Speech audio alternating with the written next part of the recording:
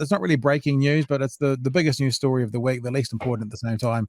Will Smith. The only reason I'm bringing this story up here is because we've been reporting, and it's been reported, that Will Smith was asked to leave the Oscars. Just out today, this came out about 2 hours ago. Will Smith not asked to leave Oscars. Producers feared an on-camera scuffle. Will Smith was reportedly never asked to leave the Oscars after Monday's on-stage slap, and Academy Governor Whoopi Goldberg said bosses were too scared to boot him over fears he was manic and would cause an on-camera scene. I do like it that she's saying about, let's hope he doesn't cause a scene just after he went and slapped someone in the face, causing the world's biggest scene, but they were more worried about, I guess, another scene. Oscar producer Will Packard approached Smith and told him, "We do not want you to leave," is what's being reported after he slapped. The comments were at odds from the statement that's been coming out recently. So that's just come out now. Just now and recently. We also are going to have a look at some other reporting that's come out today. This is in Deadline.com. In a couple of minutes, we're going to be having a chat with Pete Hammond from Deadline.com, who was in the room when it happened. But this is from Deadline.com. This is not his writing, but one of his colleagues. One of the criticisms at the moment is Jada Pinkett Smith has been saying for a long time how proud she is of her bald head. And on her TikTok account, this is what this reporting, she was saying, "I don't give two craps what people feel about this bald head of mine."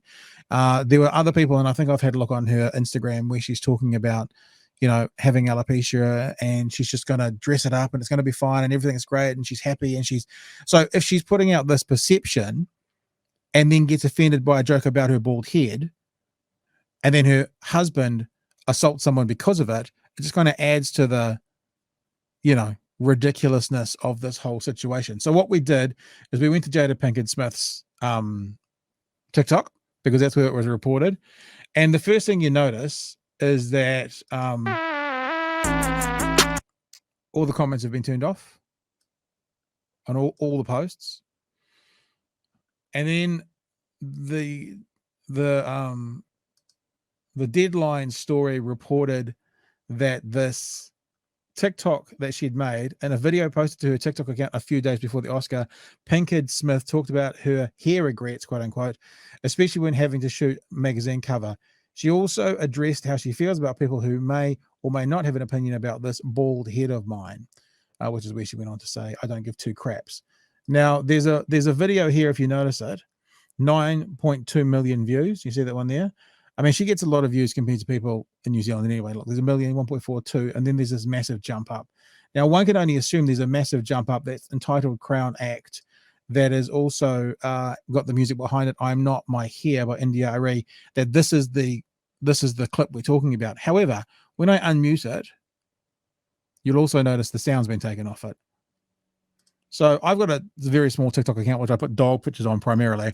I'm not entirely sure how it gets used, but it seems that actively she has gone on, or one of her people has gone on and removed the sound from this video, which is the video where she says, "I don't give a crap about my hair," and y'all can go F yourselves if you're worried about it, which I think is kind of an interesting thing that she's done. So one could almost argue that she's hiding comments that might make her and her husband look worse. And the reason that people have been a little bit critical of her is that she set herself up as a bit of a guru and a bit of a spiritual icon. So, for example, have a look at this clip, what she says. It's titled "When You Start to Understand the Cycle of Forgiveness." And this is what she's saying. "Sorry. And thank you. And by the way, you're welcome." So she's putting out this thing about being, if we say thank you and we say sorry and then with forgiveness, and then obviously that put on the back of my husband just assaulted someone in my name, it looks bad. George, I got some other stuff, but you want to jump on any of this? I know this is your favorite topic. No, I was just thinking about their son, and it's still, what's his face? Jaden, that's how we do it. That's what he tweeted out as well after his father assaulted someone. It's starting to make more sense now that I actually get to know Jada a bit more. Like, I wasn't even aware of her. It starts to make a bit more sense how he turned out as well, because he turned out as quite the special child. So Chris Rock has also come out, not actively making a statement, but he's doing a stand-up tour at the moment. I said there's a lot of, I mean, it seems like to me every comedian is in support of him.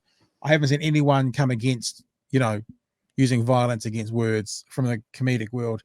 But he is on it. He is back on his tour. So when people are talking about, there's a statement. It's not a statement. He was doing a tour, and obviously, if you get in front of a crowd with the biggest news story in the world, you're going to have to address it. So this is what he said. It's reported. "What's up, Boston?" He asked the crowd before adding, "How was your weekend?" It's a good line. It's a really good line.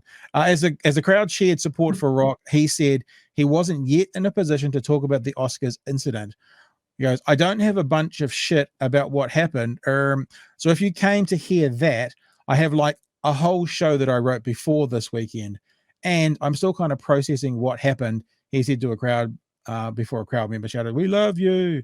Rock said that he would talk about the incident, quote, "at some point. So at some point I'll talk about that shit, and it will be serious and funny." So, I mean, that's actually almost a fairly scary thought for someone like the Smiths, that if this becomes actual fodder for his routine, that could be terrible. Because like we were talking about, if Will Smith had have responded with his words, it would have been quite bad for Chris Rock. If Chris Rock then responds with his words, it could be a terrible look for them. Finally, I wanted to add in there as well, because I thought this was brilliant. Ricky Gervais, love him or hate him, he was, I think, also doing a live show, because there's no video of this anywhere. He was doing a live show, and he told his audience what he would have done if he had have been on stage. He goes on to talk about he wouldn't have made a joke. He wouldn't have made that joke. It's not in his wheelhouse to make that joke about someone's wife. He wouldn't have done it.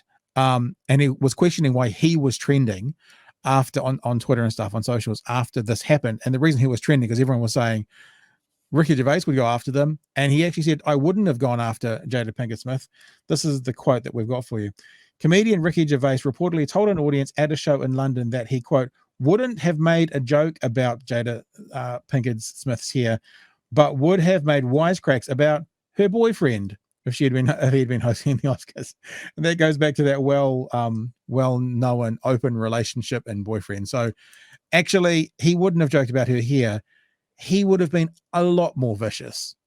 And then what would Will Smith have done? Because actually questioning someone with a partner is sort of questioning the relationship and questioning all sorts of things. So yeah, so that's what Ricky Gervais says he would have done had he been in that position. Ricky George? Gervais has a much more slappable face than Chris Rock. Well, the other thing is, apparently Chris Rock is quite a small person, like physically a small person.